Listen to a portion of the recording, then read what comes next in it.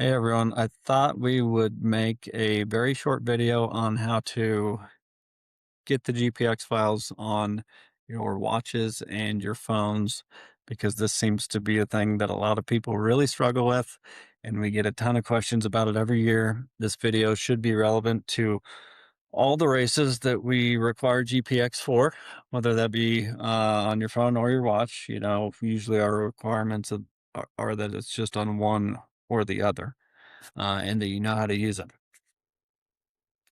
So, first of all, I will go over the very simple way to have the minimum requirements for the GPX on your phone. And I'll put the instructions on the screen here.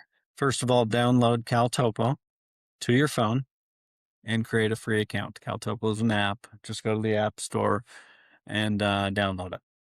Then go to the runner's manual on your phone and click the appropriate GPS hyperlink. So you'll find those in both like the Pilgrimage and the Cowboy Runner's Manual and the Summit Runner's Manual. Just go click on that hyperlink and that's it. You should now see a map of the course on CalTopo on your phone. From there, you can zoom in and out on the course. You can center yourself on the course, and CalTopo will follow. And you can click on the route or segment that you're doing and say to navigate forward or whatever. So you'll need to familiarize yourself a little bit with the CalTopo app once you do that, but that is super simple. And that would give you the minimum requirements right there. But if you have a watch, I would highly recommend putting it on there because it's going to give you turn by turn directions. You're never going to get off course if it's on your watch, and you might as well make use of your expensive watch. So with all that being said, I'm going to have Casey explain how to put the GPX files on a Garmin watch. We don't have uh, Coros watches, so I can't show you how to do that. Um, but I will say that I just searched how to upload GPX files on a Coros watch, and AI gave me step-by-step instructions and provided multiple videos on how to do it. So it shouldn't be that difficult for you to figure out, and that's on you to figure it out.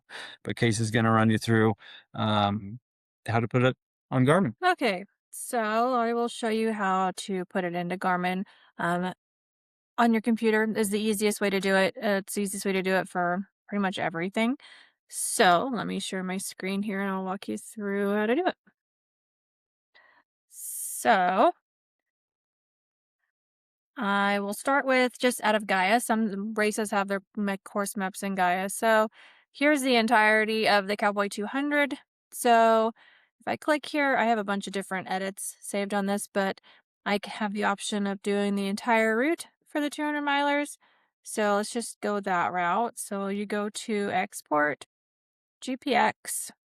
It'll download there. You'll hop over to your Garmin account, go to Training and Planning, Courses, Import. You'll select your file, open, get started. Then I always just do trail running typically.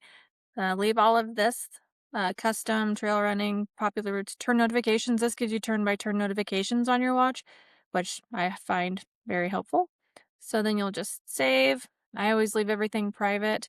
You can name it something else if you want. Save it. And then you're going to click send to device. Pick whichever device you want to send it to.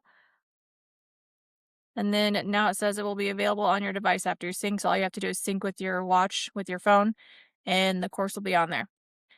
So let's go into the pilgrimage.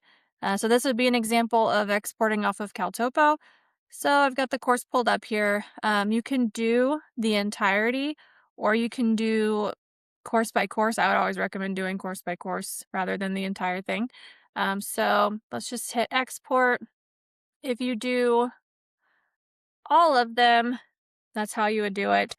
But if you want to just do it one course at a time, so let's just do the blue route for easy sakes. You'll export it.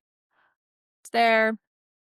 Go into Garmin, go back into courses, import, browse, there, open, and then you'll go through the same thing.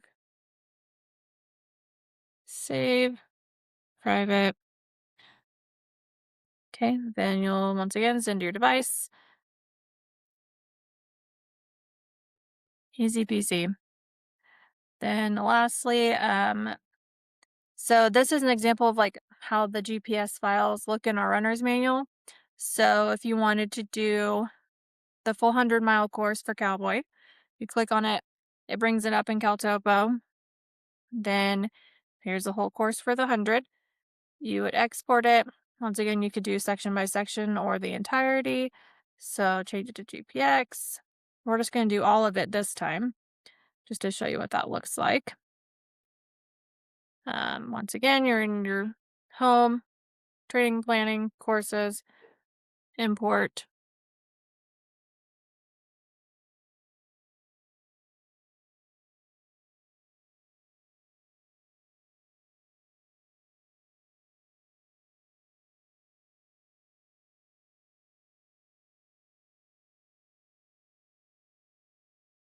Okay, there it is. And so then once again, like I said, once you sync with your phone and your watch, then the course will be available on your watch for you to use for navigation. And like I said, highly recommend leaving the turn by turn on. That way you get notifications and it also tells you like if you step off course at all.